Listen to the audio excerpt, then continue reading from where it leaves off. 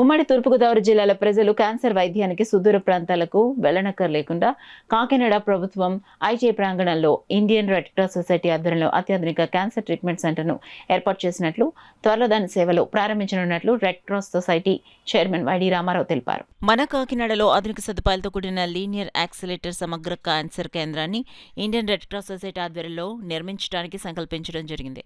ఈ మహోన్నత కార్యక్రమానికి తన వంతు సహకారంగా elite process technologies India private limited director Thota Subrahmanyam Indian red cross society Kakinada కార్యాలయంలో సొసైటీ చైర్మన్ వైడి రామారావుని మర్యాదపూర్వకంగా కలిసి 10 లక్షల రూపాయల చెక్కిని అందించడం జరిగింది.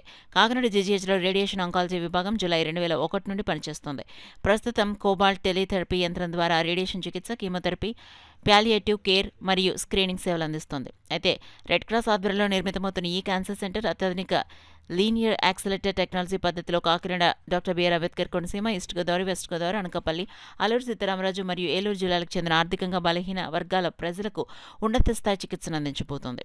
ఈ సందర్భంగా AP state Indian red cross society chairman YD Ramarao మాట్లాడుతూ, ఈ మంచి పనికి సహకారం అందించిన elite process technologies India private limited company director Thota Subrahmanyam వారి బృందానికి ధన్యవాదాలు తెలిపారు. కార్యక్రమంలో company HR Balaji, finance manager Eswar, office manager Ramesh Reddy పాల్గొన్నారు.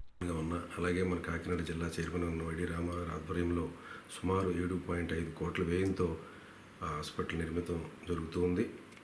దీని నిమిత్తం నిన్న వైడి రామారావు గారు మమ్మల్ని అందరినీ తీసుకుని వెళ్ళి అది కన్స్ట్రక్షన్ అంతా చూపించడం జరిగిందని చూసాం. We are very impressed.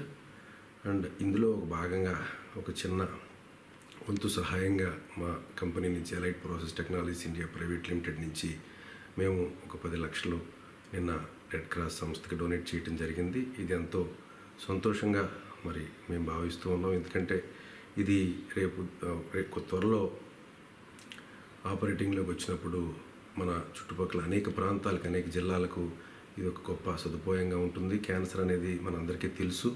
క్యాన్సర్ వచ్చిన వారి పరిస్థితి దారుణంగా మారుతుంది. కుటుంబాలు కూడా ఆర్థికంగా చితికిపోతున్నాయి. మరి ఈ సమయంలో ఓఎన్జీ సంస్థ వచ్చి ఆ మెషినరీని అంతా సప్లై చేయడం జరుగుతుంది. ఈ కన్స్ట్రక్షన్ అంతా మరి అన్ని కోట్ల వ్యయంతో రెడ్ క్రాస్ సంస్థ ముందుకు వచ్చి చేయడంలో మా వంతు సహకారంగా మరి ఈ కొద్ది అమౌంట్ను మేము ఇవ్వటం జరిగింది. దీని నిమిత్తం మేము రెడ్ క్రాస్ సంస్థను అలాగే వాళ్ళ ఆఫీసును కూడా సందర్శించడం జరిగింది.